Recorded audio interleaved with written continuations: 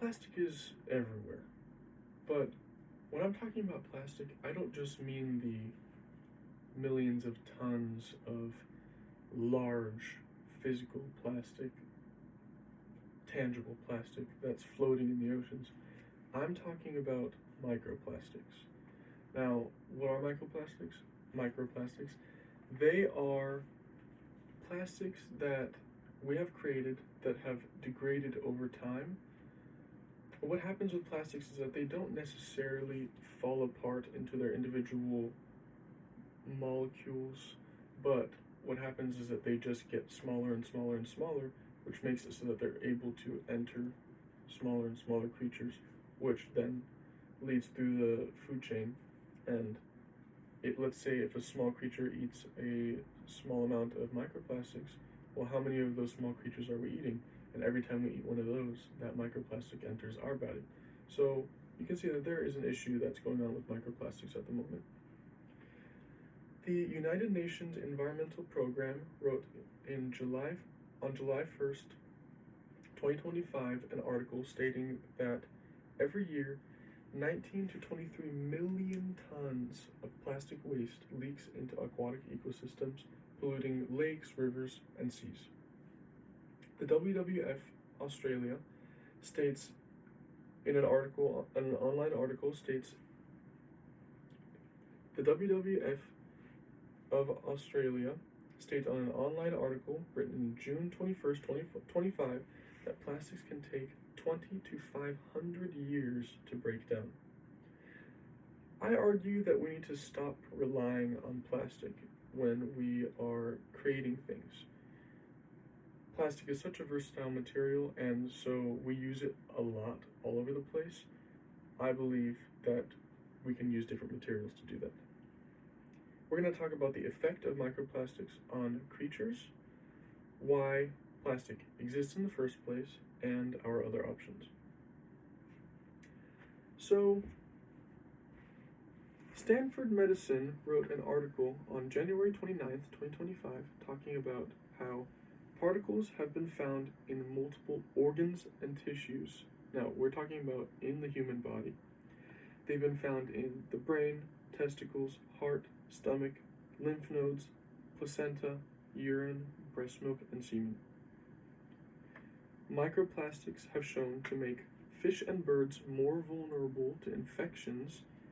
Animal and cellular studies have shown that microplastics can cause inflammation, impaired immune systems, deteriorated tissues, altered metabolic function, abnormal organ development, cell damage, and many more problems. So, what we're discovering is that plastic makes its way into absolutely every crevice of your body, into the most intimate parts of your body that nothing can enter, but it does. So, unfortunately, on top of that, we don't have an official solution to get rid of this plastic from our bodies. Plastic is a useful product. It's very versatile, and it can take nearly any form. So, an online article written by RJG Mold Smart in April 15th, 2020, states that plastic is sterile. Now, this is important because that means that it can be used for medical equipment. Medical equipment is difficult enough to create on its own, but having this reliable material, plastic, which we know is sterile in and of itself because it cannot, at least it takes an extremely long amount of time to biodegrade. We know that we can rely on it to be something that won't give infections to people that are being worked on. Plastic is very cheap to produce. It can be produced in mass very quickly and very cheaply. And plastic is long lasting, which means that people don't have to go through the trouble of having to replace it all the time, making it not only cheap to produce but also cheap to use. And interestingly, in a lot of developing countries, plastic is being used to burn things, or plastic is being used as fuel for burning, and that includes burning for heating, as well as burning for cooking food. So the solution seems simple, right? Just recycle. But realistically, we find that the European Environmental Agency, the EEA, wrote with an online article on November 27th, 2024, that only about an estimated 9% of the plastics that we have produced have actually been recycled, and 12% have been incinerated. So, realistically, the recycling thing, it doesn't happen. And a lot of things that we recycle actually end up just being sent to other countries where they don't recycle it either. In fact, a lot of countries like Indonesia, where a lot of the United States' recycled plastic goes to, they will use it as a cooking fuel. So, since plastic is so diverse, it's difficult to find a single solution to the problem of, well, what can we replace plastic with? Well, the Westrock blog wrote an online blog on February 8th, 2024, stating that alternatives can include bioplastics, bamboo, metals, glass, paper, cardboard, and biodegradable drink/package holders. Now, this is a good solution. These are all good solutions in their own way, but they also have their own negatives.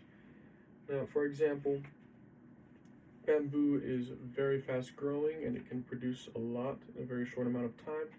However, it has to be treated, and that treating process may not necessarily be healthy for those who are consuming it because it might itself contain plastic. Glass is great for replacing plastic that's see-through, but it's very delicate and it has its own physical properties that are difficult to deal with relative to how easy plastic is to deal with. Metals are great because they're waterproof for a certain period of time, and then they start degrading and rusting, or corroding at least, which can cause a lot of problems. So there are a lot of great solutions, but each one has its downside in the end. So how can we get rid of the current microplastic situation? Well, we have found that there is a fungus that actually can consume plastic. C. Rutter's program wrote a blog online on February 27th, 2025, stating that the microfungi thrive on some plastics with no other carbon source to feed on, meaning that they can just eat the plastic and survive. This has demonstrated that some of them are capable of degrading synthetic polymers, plastic. So, I have talked about the effect of microplastics on the creatures of the earth, including humans, why plastic exists, and what our other options are. I hope that I've persuaded you into believing as well that there are other options and we don't need to rely on plastic to be a building material or material for anything really, and each form of plastic has its own alternative. And I believe that if we can figure out this microplastic thing, then we can finally have pristine, pure bodies again.